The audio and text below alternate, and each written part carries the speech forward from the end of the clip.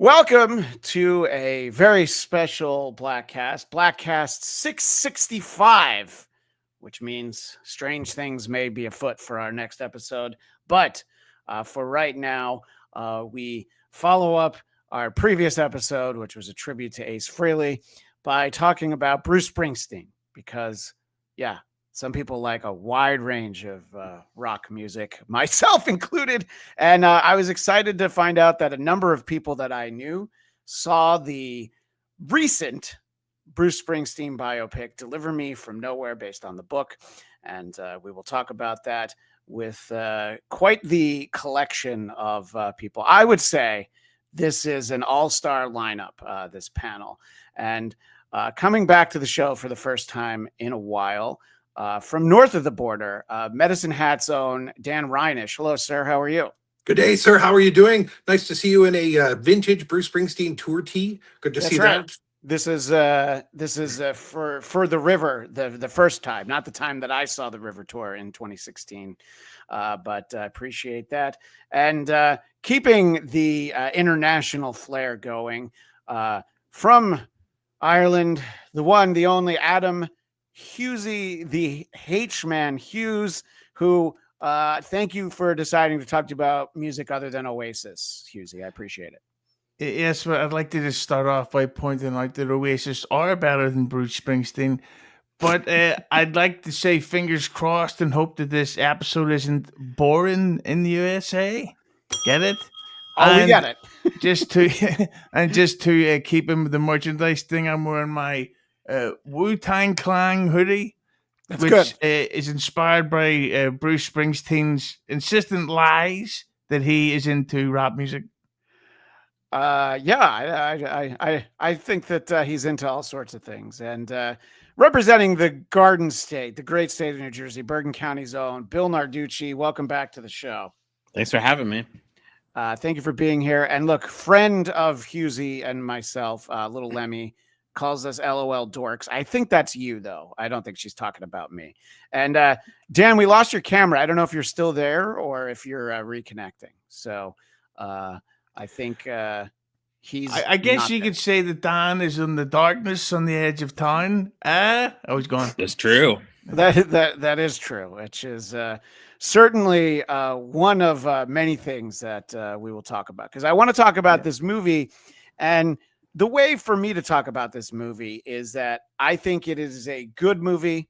You can ask some questions about some factual information, but to me, there's no way that this has a broad appeal for people who aren't kind of Bruce super fans. If you're a casual Bruce fan, this may not necessarily even speak to you.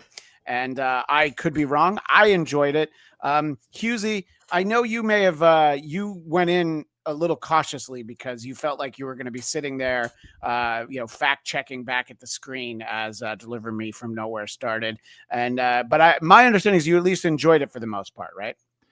Yeah, I really liked it, but I get burnt with the Bohemian Rhapsody film because I love Queen, but that's the least factual biopic I've ever seen. Like, it might as well have been set on an alien planet, because like Queen broke up in the film, and I actually took out my Wikipedia.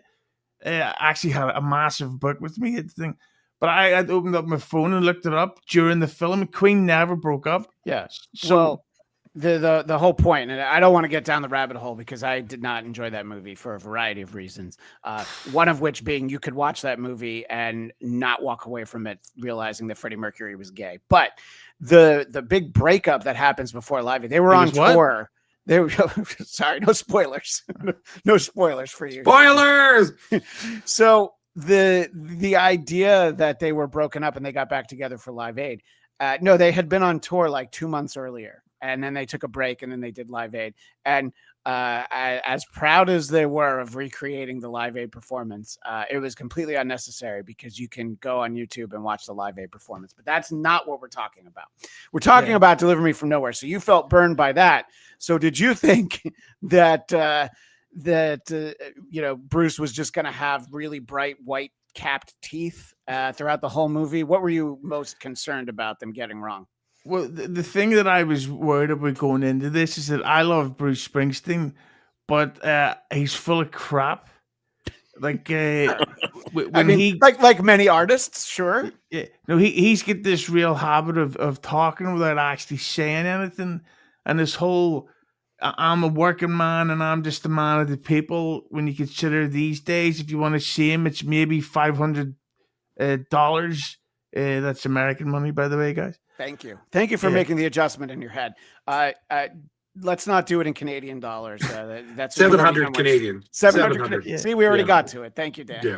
But then on top of that, because this one was specifically about the making of Nebraska, it really all falls down on your opinion on Nebraska. And for me, I like songs on it, but it's probably one of his albums I listen to the least. Yeah, I would say that I enjoy live versions of songs from Nebraska more than I enjoy digging out Nebraska. In fact, that is the fun thing about, Bruce concerts are widely out there. I know it's a hot take. It's breaking news, but yeah, I think that the idea that this movie would be about the making of Nebraska, and that a major plot point was going to be that Mark Maron needs to figure out how to get those cassettes burned onto vinyl. And look, as a nerd, I'm kind of interested in it, but I'm just like, oh wow, all right, they're really going here. Which, look, I would much rather see Mark Maron doing that than talking about other comedians. So I appreciate that. That's Who's Mark Maron on popular. the phone. Someone's popular. And speaking of popular, the fifth member of our panel, the great Ryan Nilsson, representing the state of Delaware, the first state. Thank you for being here, sir. I'm so sorry for the delay and my tardiness. Thank you so much for having me. It's a pleasure to Ryan, meet could you you guys. tell us the name of the band on your jacket, please? Oh, this is Oasis. That's Wow. right. So that's, yeah. So our friend Husey started off by saying that Oasis are better than Bruce Springsteen, but he'll talk about Bruce anyway. And yes. So I want to, we're sort of starting with this overall idea. Bill, I want to ask you next sort of your expectations going into this movie and what you thought, what you thought as you watched it. It was pretty good. It's like an 8.5. They got the Born in the USA story wrong. He did get the name from Paul Schrader, who was doing that movie Light of Day, and that's why he gave him that song. But Scott Cooper's awesome. I mean, that Whitey Bulger movie was great. Sure. He did the movie about the Jackson Whites in Ramapo Mountains. That was awesome. Yeah, it was an 8.5. He's pretty good. Yeah, do you agree though that this isn't a biopic that has wide appeal?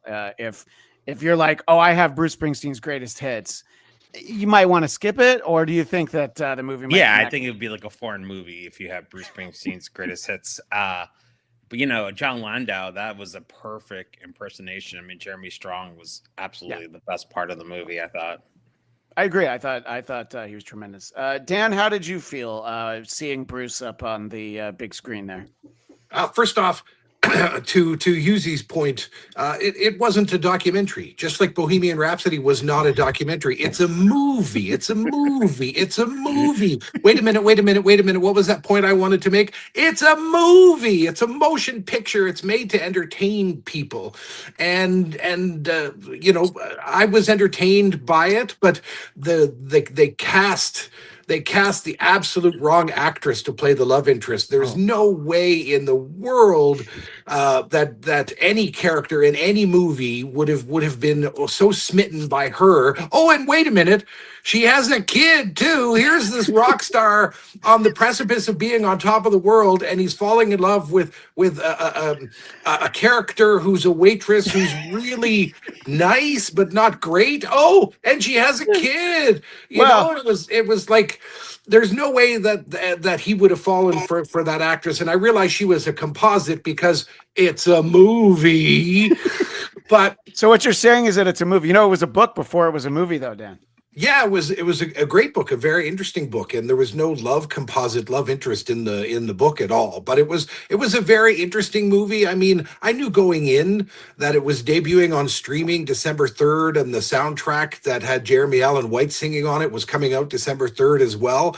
So it wasn't, the studio never thought it was going to make much money, and it's hovering barely in the top 10 now after making about $20 million.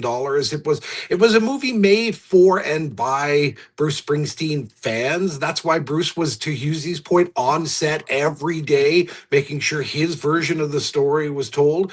And I liked it. I didn't love it. It's not one that I will watch repeatedly. I just watched the movie set in London by the name is escaping me now. I just rewatched. Yes, James Bond. No, the Bruce Springsteen movie about the Springsteen fan who's in London. Why can't I remember the name of that? Blinded by the Lights. Yeah, there's Blinded by the Light. Yeah, I have the book of that one. Watched that one. Yeah, I just rewatched that one. Yeah, and that's a movie that I'll watch over and over again if I need a Bruce fix and I don't just want to watch one of the concerts. But Deliver Me from Evil Deliver Me from Nowhere, not a great film, not for anybody who doesn't have a Bruce Springsteen t-shirt on right now. Oasis hoodie, not jacket notwithstanding. But it was a movie, and it was good, and it made its $20 million, and that was all that it was really ever expected to make. So from a marketability and expectation standpoint, it was a real Nebraska of a movie, is what I think. It absolutely was, which is why Bruce went on every talk show, including Graham Norton in the UK, to promote it. I mean, you had Jeremy Allen White sitting there next to Bruce, and all Jeremy could do was defer to Bruce. It was like, wow, yeah, man, he was on set every day, and it was great to have him there, and he really held my. It was just like, blah. That's why Bruce. Cameron Crowe worked very, very, very hard to promote Vanilla Sky when it came out because he knew it was a dud, and Bruce knew that this movie wasn't going to make very much money, which is why he promoted it everywhere. I used to work with someone who made a film called. This is I'm going to keep his identity anonymous, but James Bond too. He did a film called Tales from the Crypt, Bordello of Blood. And he knew exactly what that film was. Again, I'm not going to say his name. We all know his name. No, I know that's the joke. And he really pounded the pavement to promote it because he felt like that he at least owed them that much because they gave him way too much money. Yeah. The comment you were making was when the first person I knew who had seen it was Hughesy. So I traded messages with him about this is interesting that we're spending this time of dealing with Bruce handling his depression and just all this trauma from earlier in his life, and the only thing that he can find to make it go away is a New Jersey 6.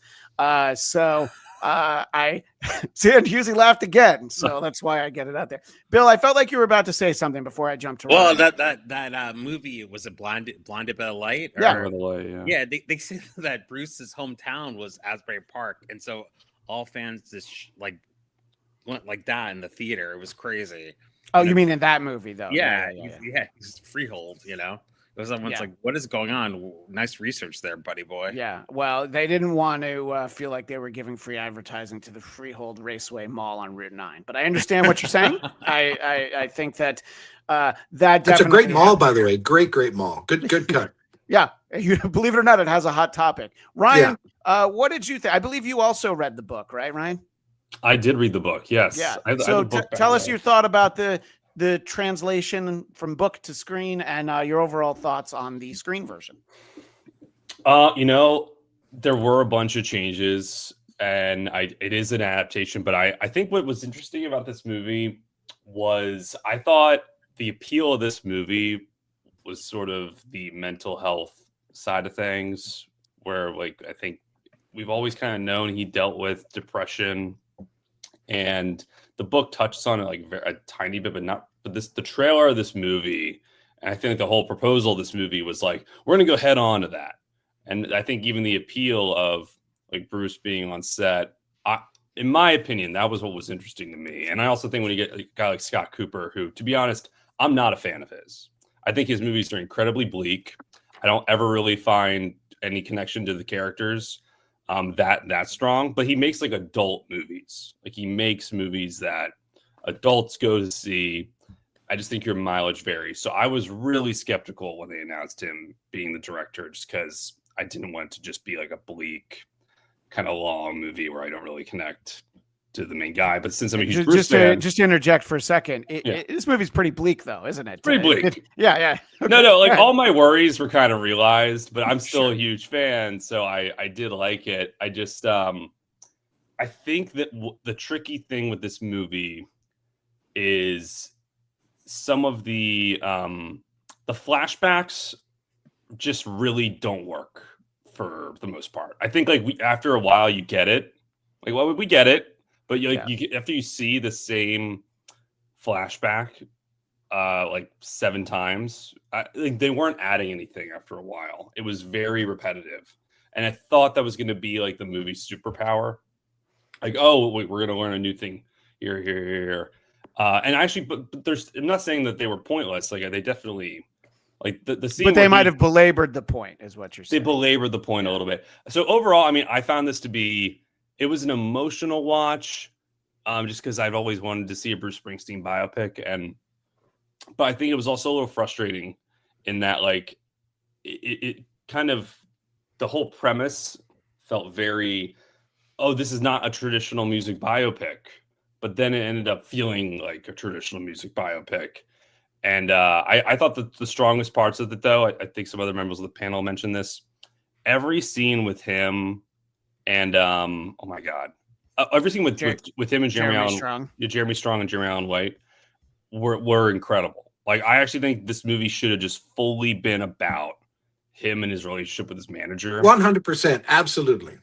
Because the friendship dynamic, I also feel like that's a thing in a lot of music biopics. That's a little bit of a cliche where, oh, the manager just wants like the money and like is gonna sacrifice. So what you're the saying is artist's Colonel well-being. Tom Parker wasn't such a bad guy. Okay, all right, I see what you're saying. Okay. I'm just saying, but like there were some really powerful, like the most powerful scene in the whole movie by like a mile for me was after he drives to LA and he calls. He calls them and he's like, this is out of my depth. I'm going to get you help. Like it kind of goes to show if you have like the right people in your corner, like and you're a great artist, you can make amazing things. And also like you get the help you need. Like he was a genuine friend of his. I thought they nailed that. They touched on that in the book a lot. Like, oh yeah, he really talks about how like they were genuine friends, like really supportive of each other, and I thought they nailed that. And I just wish that was more of the movie. It almost felt like it was trying to bite off way more than it could chew, and then since it was covering so much, it never really felt like it was sinking its teeth into much. But the book adaptation, like it was a good adaptation. I just don't think it dove into the things I wish it did, and it also sacrificed some stuff that was really confusing to me. Like an example of something that they really didn't adapt. The scene where he drives across the country with his friend. We don't even, in the movie, they don't even give us that guy's name. He's there twice. No idea what his name is. We don't have any details about him.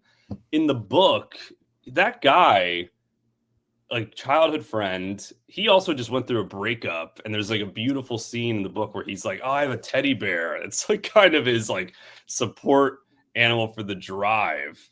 So they're kind of like both going through something at the same time. And in this, he's just kind of a driver and you never get his name. And then I mean, you sit there and you watch this and you just think it's Temu Jack Black is basically what you've been given. We don't know that much, but I feel like there's probably an extended cut where we get to know him more, and there's maybe other albums that Mark Maron is able to successfully transfer from cassette onto vinyl.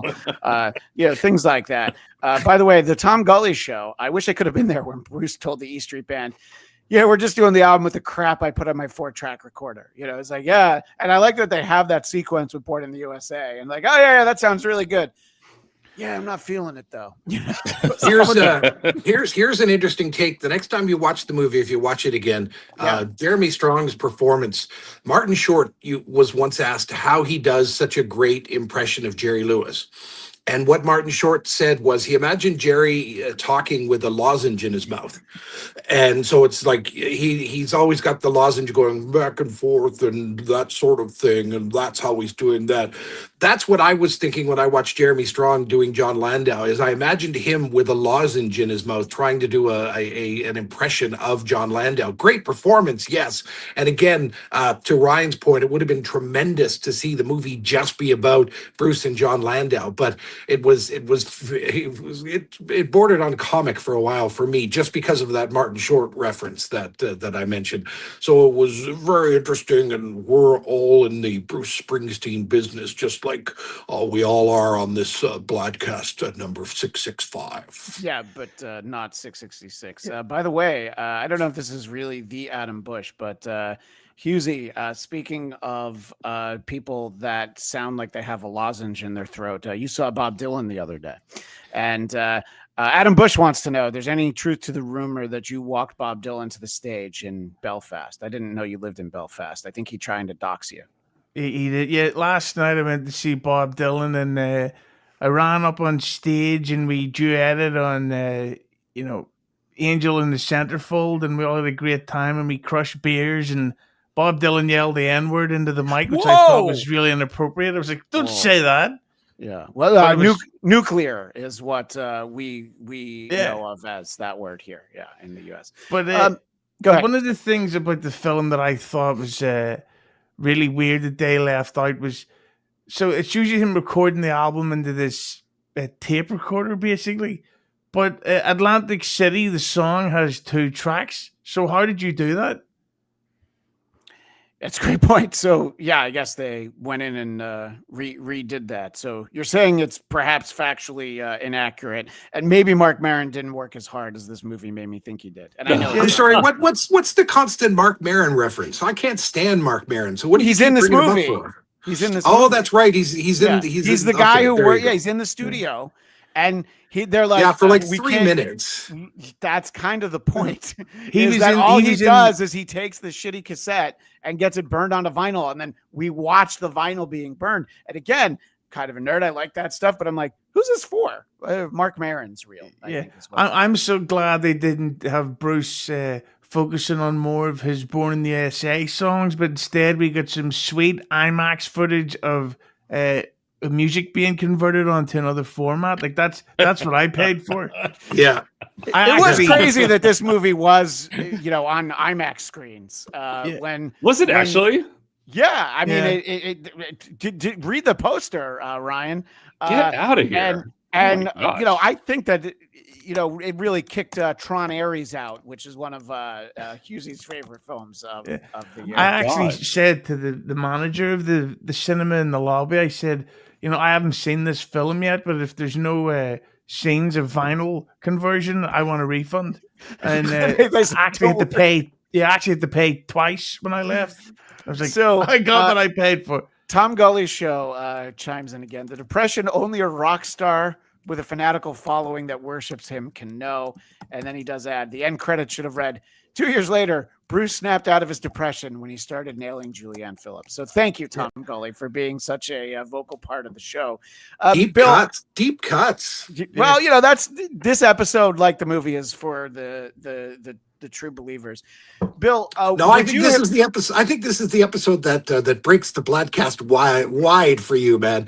We're on 3 channels right now, so I think this is really going to be get us into the stratosphere. It took 665. Yeah, people didn't go see the movie, but they're like, I want to see 5 guys talk about it for an hour. Yeah. By the way, I find this to be unkind. I know. I don't even know. I don't even want to read that one.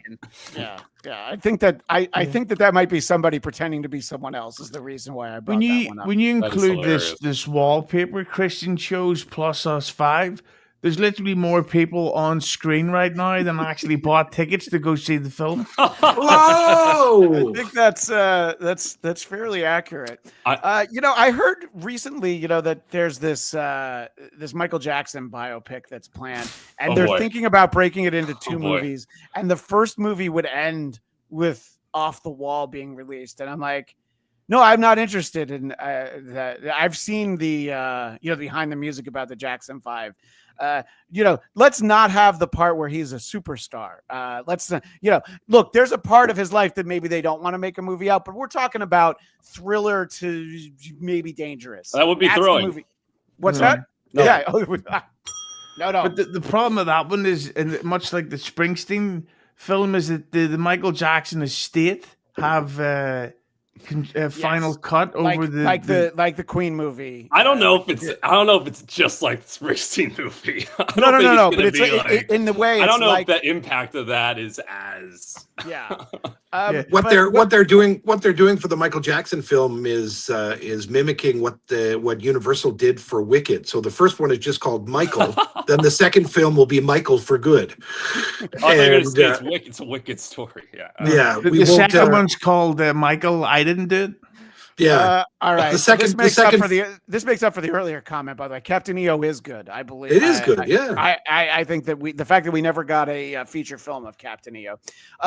But so related to the comment in the chat earlier, Bill, he is already he's still on his way up, but he's at least established. This is early 1980s. Would you have wanted a traditional Bruce story from like the clubs to then becoming the superstar, or did you think it was an interesting choice to let's just take this one little sliver that may or may not be interesting to most audiences? What did you think about the choice of we're going to just focus? Yeah, it'd be too cumbersome to do the entire story. Yeah, and so I'm glad that it was born in the USA. And everyone loves Nebraska. So as an artist, I think that Nebraska's Tom Cruise's favorite Bruce Springsteen album. That just shows you the reach that this album has. So I think that they knew that no one really goes to the movies anymore, and so I think they took a big swing. But it's better than the young Bruce Springsteen movie that we all wanted. Yeah, I mean, I that probably wouldn't have been great. Although, the auditions for young Clarence would have really been something to see. But yes, exactly. Who would play young Clarence? Jake Clemens is the only person I can think of, actually. Leslie Jones. It's funny they took so much time casting the band, and Scott Cooper and Jeremy Allen White and even Bruce Springsteen have all spoken in interviews about the fact that they got the casting of the band right. I think the movie would have benefited from a scene where Danny Federici was asking Bruce for more money, but we didn't get to see hardly any of the band, and the young Clarence was there shaking the tambourine when they were playing Born in the USA. But there's so many ways that the movie could have benefited from, but then it would be a 3-hour movie and it wasn't going to make more than 20 or 30 million anyway. So it was, I think Scott Cooper made the movie that he wanted to make. For me, again, as Ryan said, the flashbacks, and especially the flashback where the father almost hit the kid, was like, we know that didn't happen. But to use my point, yes, it was a movie, but it was like Bruce's father was just mentally ill. He wasn't physically violent toward his kid, and so there was many ways to have made it a better movie. But for me, the inclusion of more about the band and that dynamic, that's a whole movie right there. I'd love to see that movie. I did think that you're reminding me of the scene when Bruce goes out to L.A. and he finds his dad wandering around Chinatown. I did find that to be some of the best in-depth character work in there, because it's not about capital R rock star Bruce Springsteen. I found that part to be very touching, and I think it told a lot more than the flashbacks did. But I think we're in agreement that the flashbacks were necessary, but I am with Ryan that we didn't need quite so many of them. Plus, no. I get confused when we switch to black and white. I thought that I was watching the first real Wizard of Oz. So, back to the Wicked reference. Yep, exactly. I thought that with the flashbacks, that because I don't read no stinking books. So I didn't know much about specifically what the childhood trauma was. So when we discovered that his childhood trauma was that once his dad criticized how Bruce Springsteen threw a boxing jab as a child, I Yeah. thought, well, Bruce is a bitch then. Well, Get over it. Yeah, I mean he's one step away from growing up to become Daredevil, and that's for the nerds out there in the chat. By the way, the one pun. When do we get the Gigi Allen biopic with Tom Oh, Holland? I'm in. Absolutely. Good one. Yeah, thank you. The one pun, but Although it'd probably be Timothy Chalamet who plays Gigi Allen. yeah, that is much more likely. So yeah, I don't know. I mean, there's a part of me that would be interested in, maybe giving the movie another watch. I don't know that I have the time for that, but it's hard to recommend to anybody. Like we were saying at the top of the show.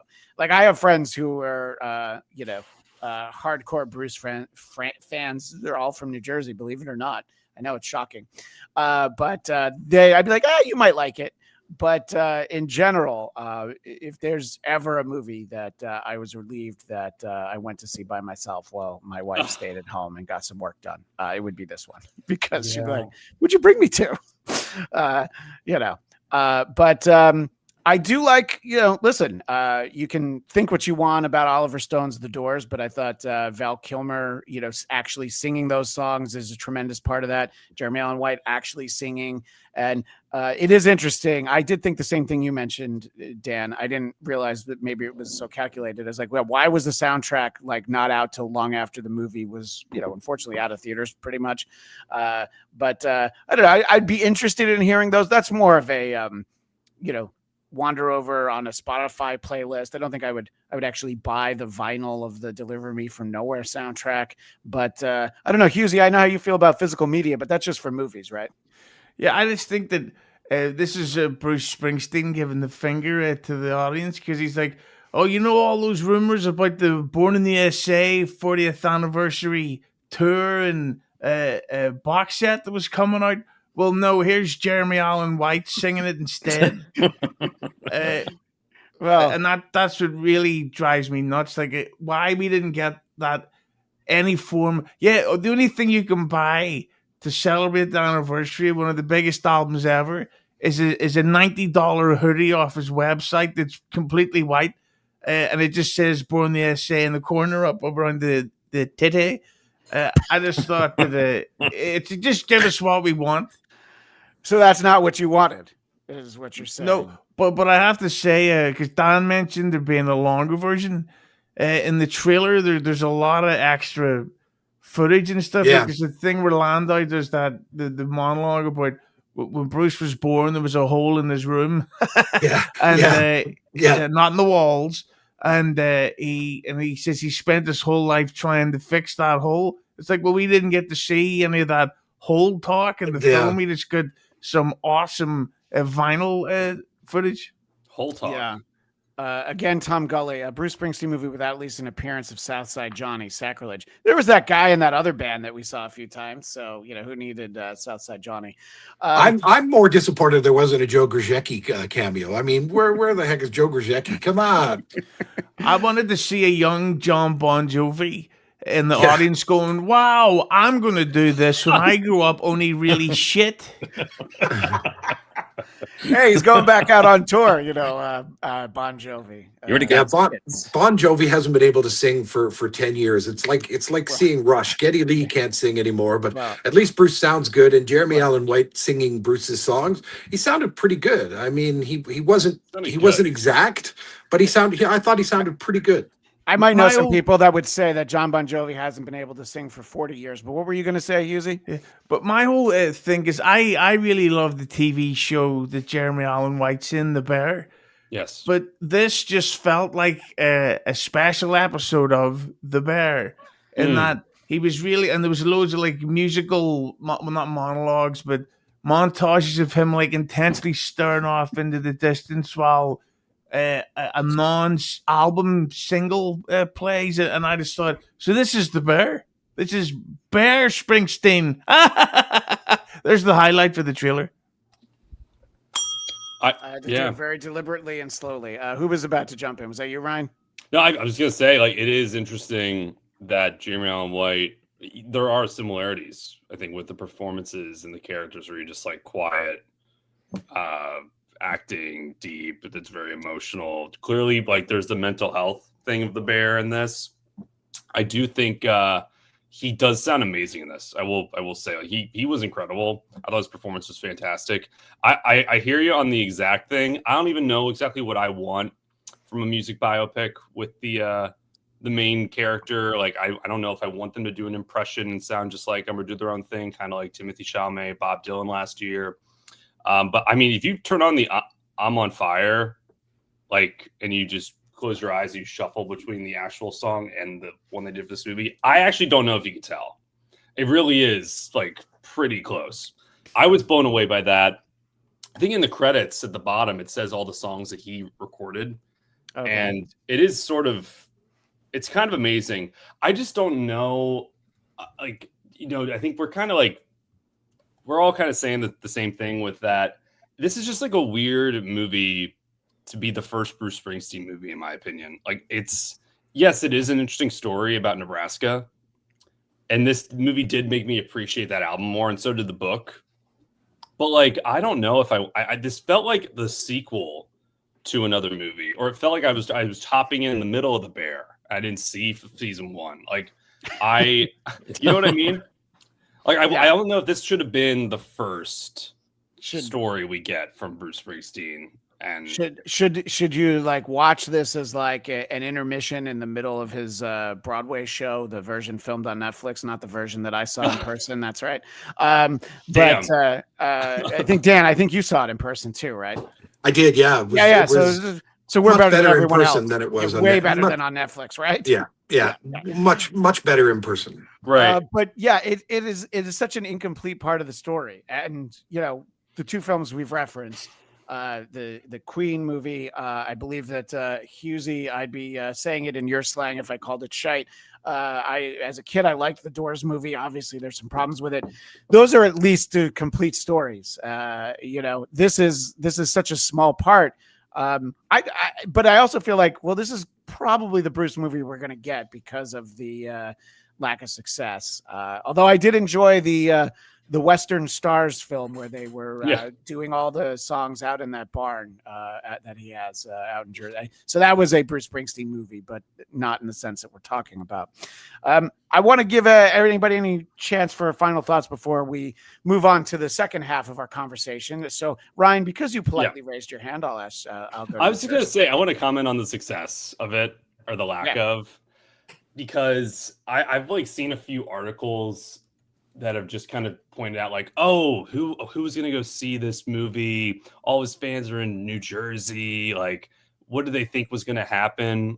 I don't think that that's the case at all. I mean, this is a guy who had, I think, the second most successful tour of any artist of all time last year. Like, it was Taylor Swift than him. Like, that's because every ticket was $500, as Husey. But he's insanely. But I'm talking in sheer numbers. And they both have the same arse. They do. But just in sheer numbers of people attending, like, across the globe. I mean, I still think he's very popular, and I don't think it had anything to do with just like the nature of who he is. And there's also been these other movies that have sort of like Blinded by the Light, these other movies that have had a connection to him that I think have done well. I just think, like, how do you market a movie like, oh yeah, this is gonna be about not one of his most famous albums. It's going to be about depression. It's going to be sad. And I just don't know if they really did a good job of selling the movie, to be honest. There was no real like grab, like no real scene. I think even, you mentioned a bunch of other music biopics like Bohemian Rhapsody, though. You see like, oh, we're going to see Live Aid. And like, that's kind of what gets you in the theater or 8 Mile, if that counts as like a music biopic. You're like, oh, we're going to see Eminem, like be Eminem or whatever. Or Rocket Man, like he's going to be at Dodger Stadium. Like there's a bunch of something that gets you in the door. I don't think that this movie ever had that. And I know Bruce has been kind of like out there promoting it. I don't know. Like I just don't know if they really are putting as much behind this movie as they did. Well, yeah, the no, and Bob Dylan I movie. think that was Dan's point. And Dan, I'm sorry, as a proud Canadian, if you were triggered when he mentioned Dodger Stadium. I apologize. I didn't know that was going to happen. The one pun said, "I'd rather watch Born in East LA." I love that movie. Hey, Yeah, that movie's great. Born in Yeah. East LA is fantastic. When Paul Rodriguez hears the phone ringing behind the picture of Jesus repeatedly. So domestic, we're talking 22 million. With a worldwide of 42 million, Oof. and the movie has been out for quite some time. But I don't know. So it's been out for not quite a month, but pretty close to it. So yeah, I would say that you have to just point at it and say this was not a success. But to Dan's point, they probably weren't looking for Bohemian Rhapsody numbers, 8 Mile numbers. Again, Tom Gully, Walk Hard, the Dewey Cox story is the greatest musical biopic of all time. I think we all knew that. yeah.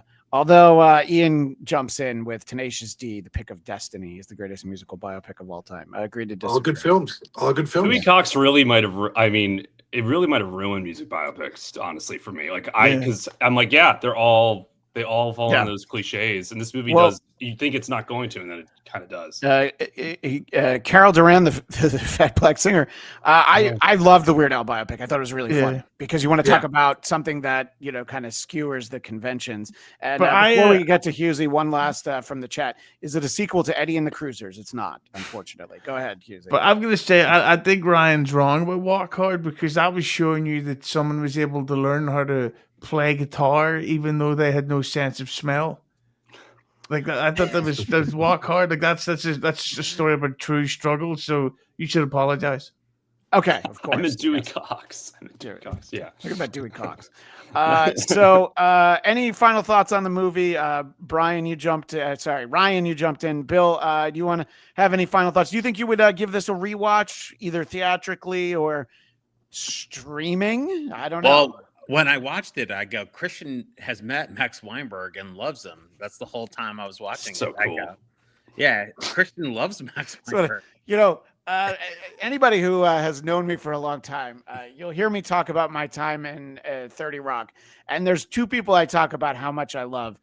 Chris Kattan and Max Weinberg, my two favorite people that I've ever had anything to do with. Yeah, I'm glad you reminded me of that, Bill. Yeah. I was so glad that Max was barely in this movie. That always helps, Yes. by the way. Or Clarence Clemens, for that matter. Well, no, that okay. I'm not happy about. But I know, why? But well, yeah, you gotta be kidding. Okay. no, right, exactly. So, all right, I'm gonna bring another comment in from the chat. Great movie, Spinal Tap 1. I enjoyed Spinal Tap 2, but again, it's also a movie that didn't make a ton of money. No, it didn't. Yeah. No. Did you really like Spinal Tap 2? I didn't see it. So yeah, I watched it and I'm like, oh, these bits are funny. There's some funny. I like to spend time with those characters. It's But throughout 82 minutes. Yeah, throughout the entire 82 minutes, I'm like, they didn't need to make this.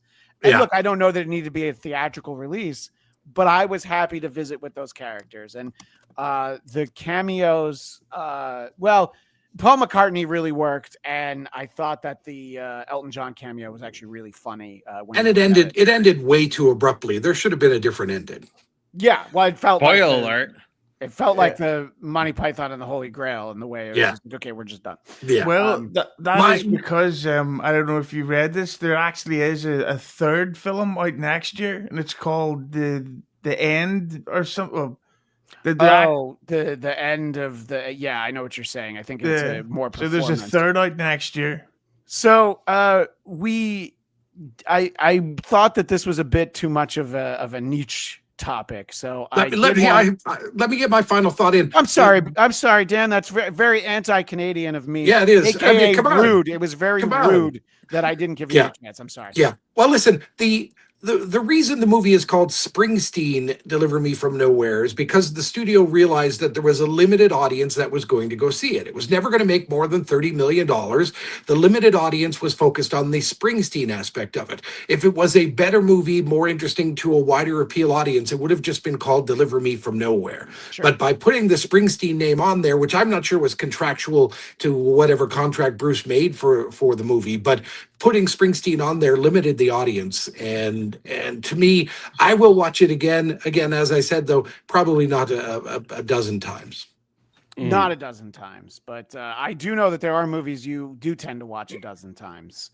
Ghostbusters, just off the top of my head, just picking one. But in talking about this movie and putting this panel together, and I do appreciate all of you taking the time to join me to talk about this, I realized it's a bit of a narrow reach.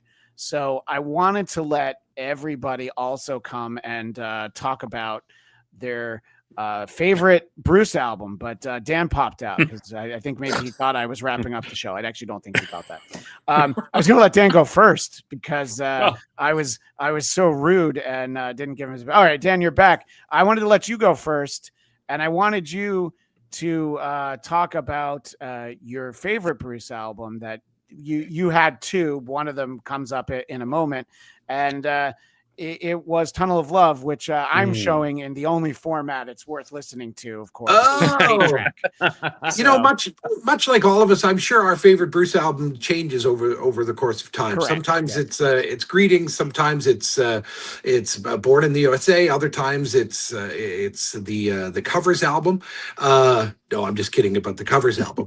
But for me, the record that I keep coming back to over and over again is Tunnel of Love. And I mean, I remember buying it at the time when it came out and being disappointed there was no real Bruce Springsteen songs on it, like no hard rocking driving songs except for Spare Parts.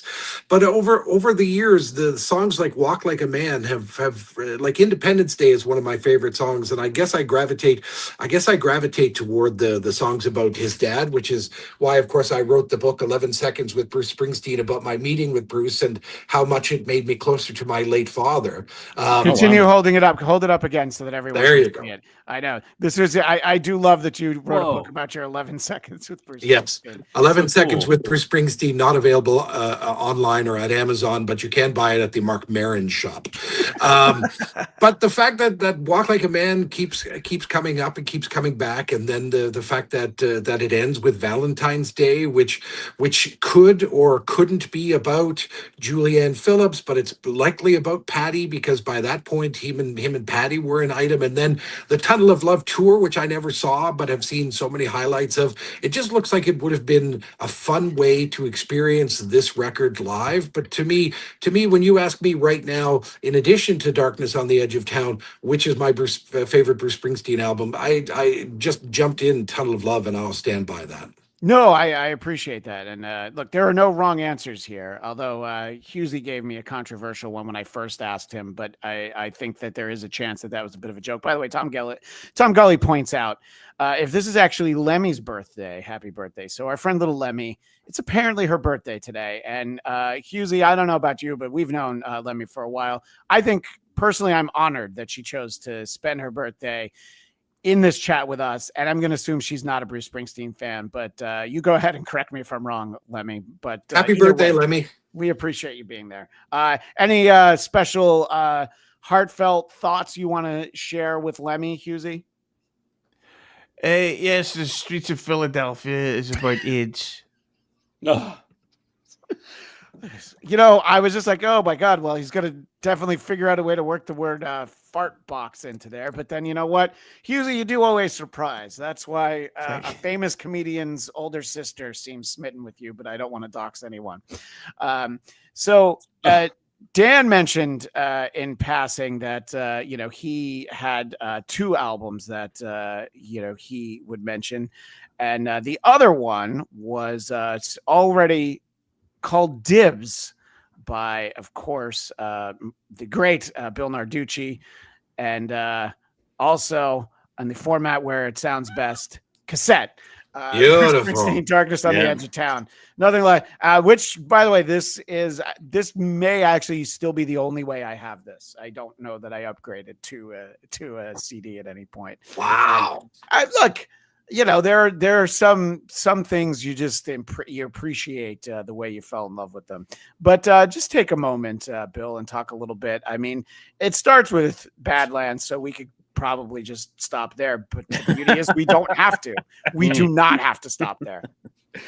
There's an amazing documentary, and it's free on Tubi called "The Promise: The Making of Darkness on the Edge of Town." It's better than the movie. You see the real Bruce and how he put everything into this album. And if it didn't work out, he would have been at millions of dollars in debt living in Asbury Park. So if you're an artist and you're losing faith and you're wondering like, what am I doing with your life?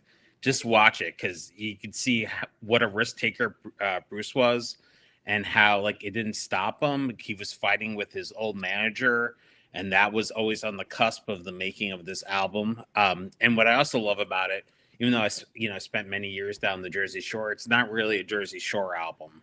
So it has like a special place in my heart. But check it out on Tubi, The Promise, The Making of Darkness on the Edge of Town.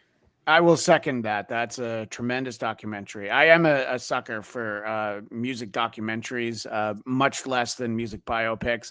It can be an album I don't even know or aren't interested in, and usually they can be pretty fascinating. But And the it's a great footage is album. amazing. Yeah. I don't know how they had this footage. Right. Like, Yeah, early that- VHS, yeah. Yeah. So, by the way, And the band's in it as well, the entire band. Yep. Bill, what is the quintessential Jersey Shore album? The only one that comes to mind for me is Bon Jovi, "Slippery When Wet." I Yeah. can't imagine what is like. It's What's the most Seaside Heights album? Not to get too niche. Brian, I don't know why I keep calling you Brian. I'm sorry, Ryan. I've known you for like All these good. years. All good. Yeah, but Ryan's smiling because Delaware kid. He knows what's going on. What is the ultimate Jersey Shore album, Bill? It's either Greetings from Asbury Park Okay, or that's fair. In Excess Kick. Now, In Excess Kick is, I mean, it's got like 6 top 10 singles in there, and the album tracks are equally as good. Yeah, it's we're 2 years away from 2027. I need to do a deep dive on the albums of 1987. And May In I, Excess Kick is one of them. Yes, please. May I do my Michael Hutchins joke? Sure. Let me go ahead and let's hang on for a second, everybody, before Husey does his Michael Hutchins joke. Oh, nope, that's not what I wanted to do. It didn't really work the way I wanted. There it he to. is. There he Okay. is. Okay. So in CSI Miami, it starts off with Horatio telling his joke before "Don't Get Fooled Again" kicks in. Sure. Well, I always imagined that they find the corpse of Michael Hutchins, and he goes, "Well, I guess this time the chicken choked back." Oh, God. You're all welcome for being taken off screen during that. I kept thinking.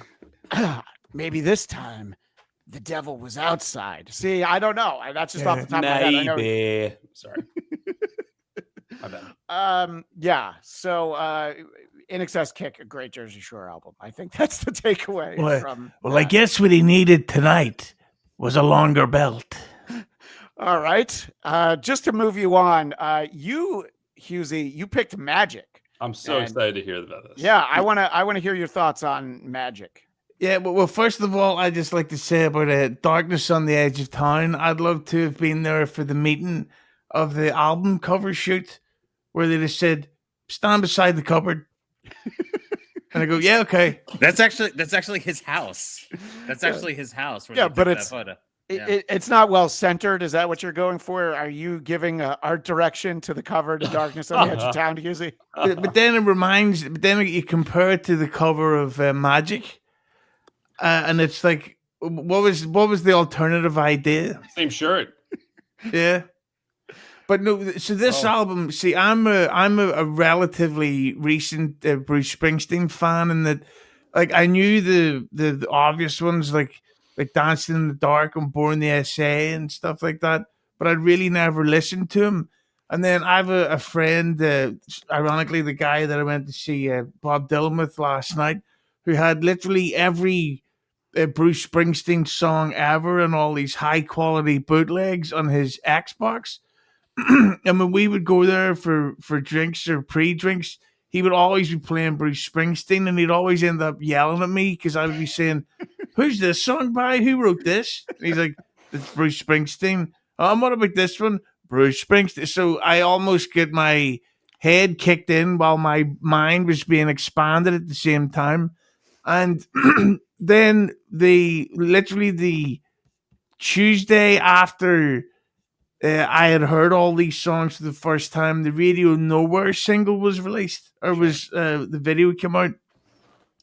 Then the album Magic came out about a few weeks later, and then within a month, the Magic tour was announced, and he happened to be playing Belfast on my birthday. So within like a 30-day period, I went from really not knowing Bruce Springsteen to being absolutely obsessed. Ugh. And this album, and one of the problems that I think with Bruce and with a lot of big established artists is that the modern stuff is looked over just because it's modern. And when this album came out, I thought this is absolutely brilliant. Like nearly every song on it is great. It's got that sort of old. It's basically like Born to Run, but with the way bigger budget. And I just thought this album and the tour was fantastic, and really it was mostly downhill from then on. I think that Working on a Dream is an unbelievable pile of shit. It's fucking terrible. It's quite obvious a bunch of leftover songs. One of the things I love about doing a show with you, Husey, is that when I think I know the words that are about to come out of your mouth, something completely different follows it. So thank you. Anyway, go ahead, finish your thought. I'm sorry, sir. So I think that Working on a Dream was a bunch of leftover songs that he had from this album session, but it's just that the tour was so massively successful. They were like, hey, we need to get right back out there. So they went out and made and another. he was playing the Super Bowl. He wanted to put a record out for the Super Bowl. Lucky us. Yeah. I mean, I don't know where we would be without Girl in the Supermarket. Yeah, well, we'd be listening to Bad Bunny's new album probably. Yeah. I'm kidding, of course. Yes. I appreciate the explanation there. Yeah, and the true tragedy of this album is that when Springsteen goes on tour and you get all the people in the pit and like old, like immediate friends catching up, and that's the one album you always hear people say it's his most underrated, and it's a shame that none of those songs appear in his sets at all anymore. Like, as far as I know, I've heard Radio Nowhere, but I think the rest, no. Yeah. Yeah, and I just think it's such a. I think that album is brilliant, and I have it on vinyl somewhere, but not 8-track is what you're saying. I don't think so. So there's a request from our co-host Bill to make sure that I get to this, which is actually very funny, from Goody Two Shoes. You all look like Bruce fans, that's for sure. I take that as a compliment, and that was the one that you were making sure that I got to, right, Bill? Is it true that it's also going to be your birthday very soon, Bill? Yes. Okay. Well, we didn't sing to Lemmy, so we won't sing to you. But happy birthday! Thank coming you. up. Happy birthday! Yes, much appreciated. So Ryan, yes, I did give everybody what other albums had been chosen, so I didn't want any double up. No worries. But you picked. Much like I picked an obscure one that most people don't have. Ryan picked Born in the USA. So yeah, look at that fart box. That's not where I thought I was going to get America's the word fart box out of you. Yeah. Don't know if I feel like the red hat makes a different statement than it did 40 years ago. But Phillies fan. And right. I know what you're talking about. He is that part of Jersey, so yeah. So talk a little bit about an album that we're talking earlier that this movie wasn't necessarily for the casual Bruce fans. Casual Bruce fans probably have this album, right? Yeah, I mean, this is no skips. Yeah, this is like every song's amazing. I think he's got 4 perfect albums and then like 5 great albums after that. This is one of those perfect albums where just start to finish. Incredible. I like in the movie we get to, they talk about even doing Nebraska and this kind of at the same time, but like, I mean, just there are songs where you like from the second it starts, you're like electrified. With Born in the USA, I mean, I'm on Fire, No Surrender, Bobby Jean. Like these are songs that like I listen to maybe every week. Like they're perfect. I mean, Dancing in the Dark, like I don't know. There's no albums like today that have the quality, I feel like, of an album like this. But yeah, I mean, my favorites change. Sure. Every listen. I mean, there was one year where like Bobby Jean was definitely my favorite. And that just because like I mean we're a lot talking about like our families. Like I'm a big fan because my dad was a big fan or is a big fan. And until I saw him live, I was like, oh my god, I get it. And then ever since 2012, it's been like the thing for me. I've seen him I think like 7 times, and if he plays a song off of this, I will freak out. But No Surrender is probably my favorite. I actually saw him in Philly, and there was a guy who had a sign that was like he basically wrote out the tab, well, sure, of like I can play No Surrender on a guitar, and he brought him on stage. Oh, cool. And they both performed like No Surrender, and they let the kid like sing, and the whole crowd we lost it. It's just like chills. Like I don't know, every version of this, every song here means something. I feel like to everyone in a different way. You connect to whether it's like My Hometown. I mean, it's very nostalgic. Like you're just thinking of happy times, good times, even or just making like even work, sound like kind of glamorized in a beautiful way. It's just, I mean, take a song like Downbound Train, like they're all Glory Days. Like, yeah, you can't really miss with this one. Glory Days is actually the life soundtrack for someone that Husey and I are familiar with very well, but this show isn't about them, so we're not going to actually mention his name and any of the past jobs he had with the Tonight Show or the Howard Stern Show. But what I do want to talk about is Husey. When I first wrote to you, I need to ask: were you putting me on, or do you actually legitimately enjoy Western Stars very much? I absolutely loved Western Stars. I thought you did. That's why I took the 8 seconds to grab a still.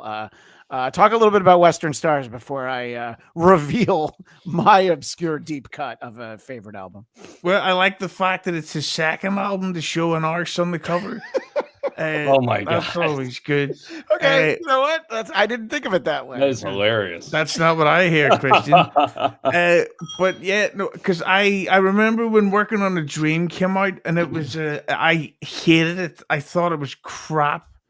It's the only Springsteen album where there's nothing on it that I like. Okay. Then what followed that? It was Wrecking Ball. Yeah, Wrecking Ball. Yeah, which has stuff on it that I like, but overall, it's not a must-have. High Hopes is shit. I bought it at the time and was excited at the time, but it has aged really badly. There's a few things on it like so. When this came out, I bought it because I'm a collectionist or a completionist or whatever the word is. Sure. I don't know.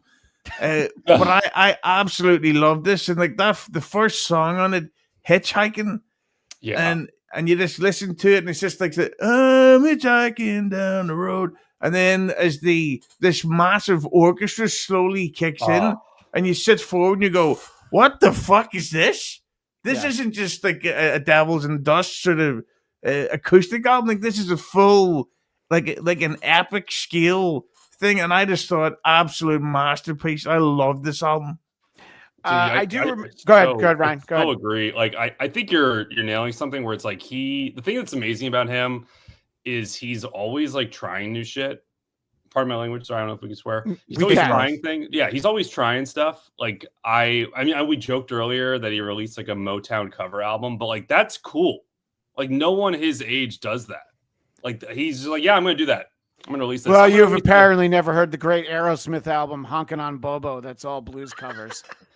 Of course you haven't. I only mentioned it to make Husey laugh. But it's what a cool, I'm going to do like a solo album, and I'm going to have an orchestra, and we're going to record it in my barn, and it's all going to be like about getting older. Yeah. Well, let's be honest, his barn is probably bigger than my ballroom. But it's not bigger than your home cinema that you have there, Husey, which I'm surprised you haven't mentioned yet. What? You have a home cinema? This is the rare stream where it hasn't come up. We're an hour in, and you haven't mentioned your home cinema. Are you trying to respect and not upset Tony from Hack the Movies, who I'm sure is watching? I didn't want to take away the attention from Lemmy's birthday. I want her to be the focus on her birthday, not my brilliant home cinema. Thank you. Much appreciated. So Tom Gully mentioned this earlier. I'm not sure it's the best Bruce album, but his favorite is Greetings from Asbury Park. Again, No wrong answers. A case can be made for The River or Live 1975, 1985. I'm not. I don't get as excited about live albums as some people do. But I'm not saying that that's a bad one. But it's not what I think of. Like when I want to hear Bruce live, there's a few shows that probably ones I've been to. I'm not going to lie, but I'm more likely to bring that up. What were you going to say, Husey? Yeah, the Live 75 to 85, they need to re-release that or remaster it because it's actually quiet. Oh, Like even there's times when I'm listening to it when I'm lifting heavy weights with no strain at all. You know how it is, guys. And you have it up at maximum volume and it's just quiet. Like we need a proper remastered version or an official Born in the SA tour live album. Thank you. So you need the tour and the live album. You're asking for both of those things. Yeah, and just while I'm rambling on, did anyone remember how during the pandemic it leaked that somebody had leaked fully remastered HD footage from a professionally filmed Born in the SA tour? So it looked like that was coming out on Blu-ray or something. And I don't know why they just says, oh, cancel it. And instead, we got a covers album instead. Thanks. Yeah. That's what I want to pay 190 quid to go see Bruce sing a fucking Night Shift cover and not hear I'm on Fire. By the way, when the 1975 to 1985 live album comes out, I think of the album cover, but I immediately always think of the Mad Magazine parody of the album cover because this was in the sweet spot where I was like, wait a minute, this issue has a parody of Peggy Sue Got Married and Perfect Strangers. Take my money because this is the sweet spot of Mad Magazine for me. So Wow. and not enough shout outs for Albert E. Newman, I think.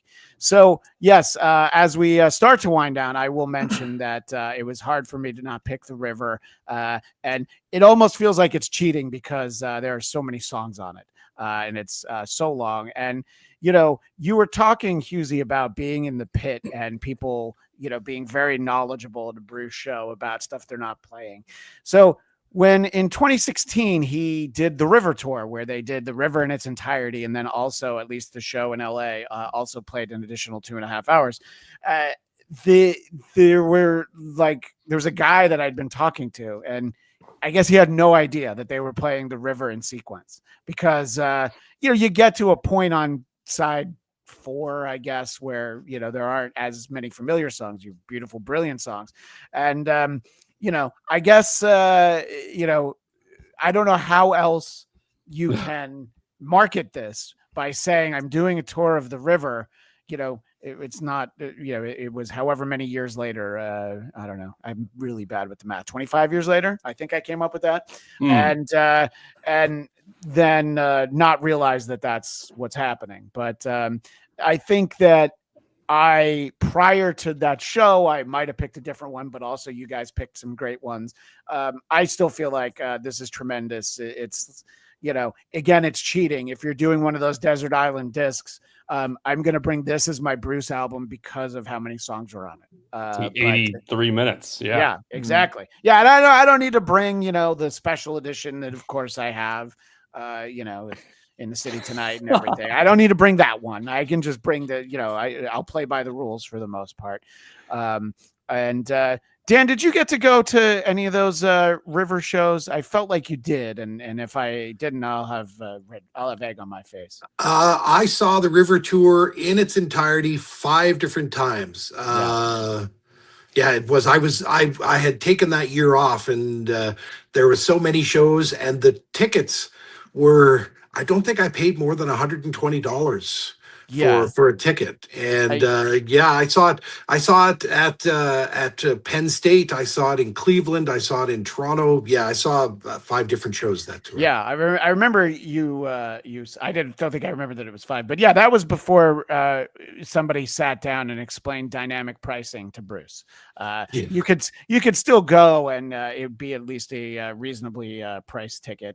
But I know Bill, myself, and Ryan. Although Ryan, we didn't see you at the show, but we were all at the forum. Was that earlier this year or earlier last year? Last year. Last year.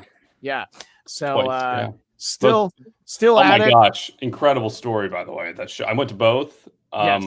And one of them was just like I was in the pit, and then the other I was in the stands. But in the pit, there was like a kid first show, had a sign, first show, and he like gave him his harmonica right in front of me. And Wow. that was amazing. I was like, oh, wow. You didn't tackle the kid and steal the The harmonica? kid, no, I mean, honestly, it was actually just really special to watch because I was like, that kid's a fan for life. Like, it's instantly. Husey, would you have kicked the kid in the ankles, grabbed the harmonica, and run? I didn't need a harmonica to kick a kid. But I by the time the River anniversary tour came to Europe, they had dropped the whole concept of playing the River in full. Oh. And that drove me nuts because my second favorite Springsteen song is Stolen Car. Ooh. And at the time I thought this is what I want to hear is the more obscure album tracks played live. Yeah. But instead he went back to the Waiting on a Sunny Day Rising pile of shit. Well, Dan heard that live 5 times on that tour. Yeah, and I got to see him play at the closing shows of the Spectrum in Philly. I got to see him play Ryan. This was a shout out for you. I got to see him play Born in the USA from start to finish as well. That was an amazing night. Oh yeah, well I have a home cinema. I was at the final show ever at the LA Sports Arena. Which Yes, you were. we I loved still have playing. the cup. That's right. I forgot I sent you the cup. Yeah. Oh my God. Of course. Dan's like, I can get my hands on it. And yeah, it's all right. Hold on. I'm so glad I saved that for you. We'll share it with our audience in due time. Yeah. The dump that jumps. And that place was a dump. But he always wanted to play there because I think he played at what was then Staples Center once. And I believe his feeling was that it was one of the worst venues he'd ever played in. Is a terrible venue for acoustics. I can't believe this I can't believe this little cup was once full of beer, though. And how much did you pay for this? I don't think that's really the point. Remember how I sent it to you? I may have 2 more of those here at my house. That's why I was able to send you one. And I appreciate it. Yeah, I have cup holders in my home cinema. So one of my favorite people, OG Mumbling Nick, just got here. Bruce was my first musical hero as a young child. He's still my top 5 all these years later. I'm sure the Oasis brothers are 1 and 2. The River is a great double album. Dark Side Edge of Town is a masterpiece. Well, we did talk about that already. And anybody who wants to enjoy Darkness on the Edge of Town, they definitely need to take the time to enjoy it the way it was intended on cassette, as I said earlier. And, I went through all that effort. I just want to make sure that there's definitely there's a lot of people involved in the chat. And Husey, I'm sorry you didn't make any super chats on this stream. I'm used to it. Well, I guess not. But if people do want to give you super chats on your own stream, what's going on over there on Husey Entertainment these days?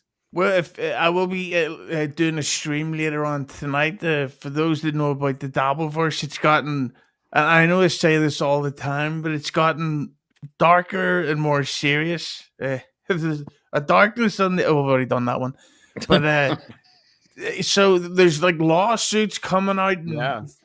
And possible warrants. Like threats of violence and all this ridiculous stuff. So we will be doing an episode about that later on, including birthday girl Lemmy. So all donations will of course be shared with Lemmy.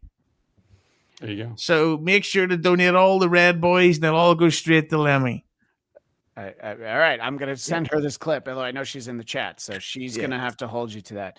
And not to brag, but I will also be joined by, that's right, Shmuel Bachman. Thank you, ladies and gentlemen.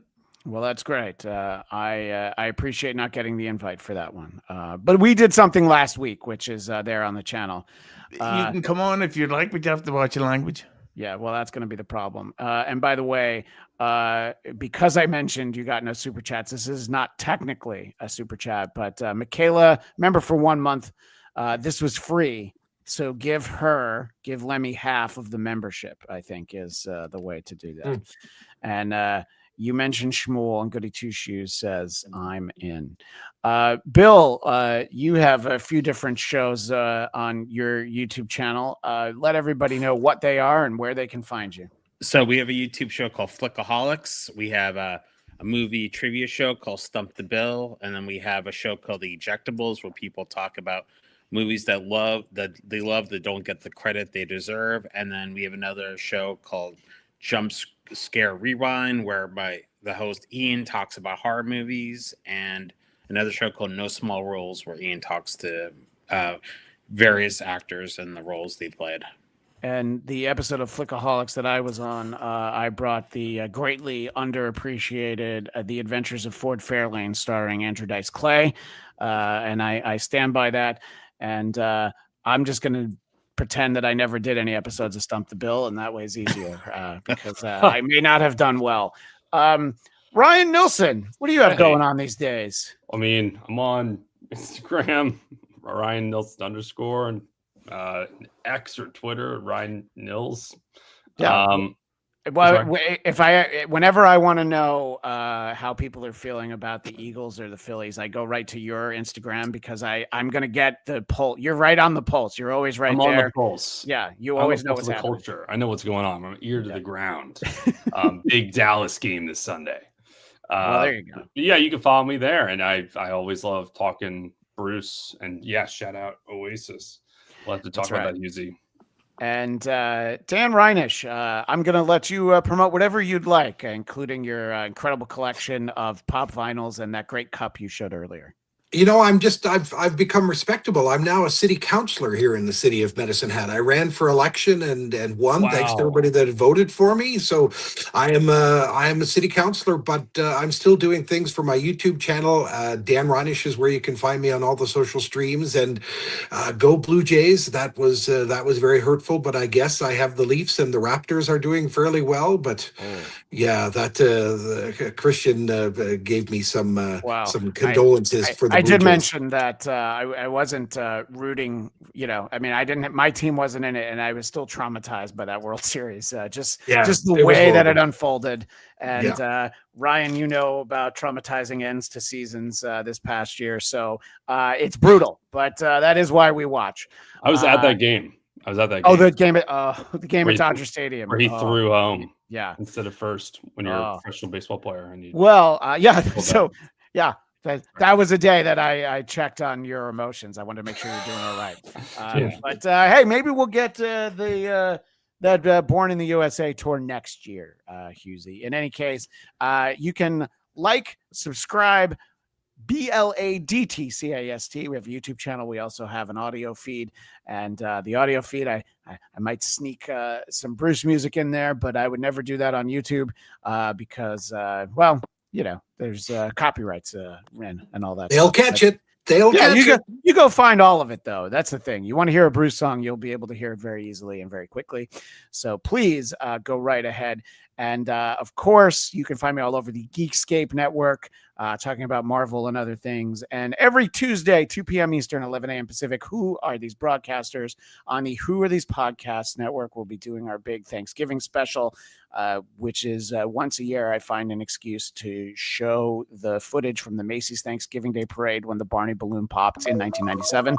It's a favorite of my kids, so I'll make sure that we get that in there. And you can find me on social media at Christian DMZ. Thank you all for being here and talking Bruce. And our next episode is 666, and all I can say is we have something very special planned, but make sure you surround yourself in a circle of salt before you listen to it. But that is all the time we have for now. We'll see you next time on the Bladtcast.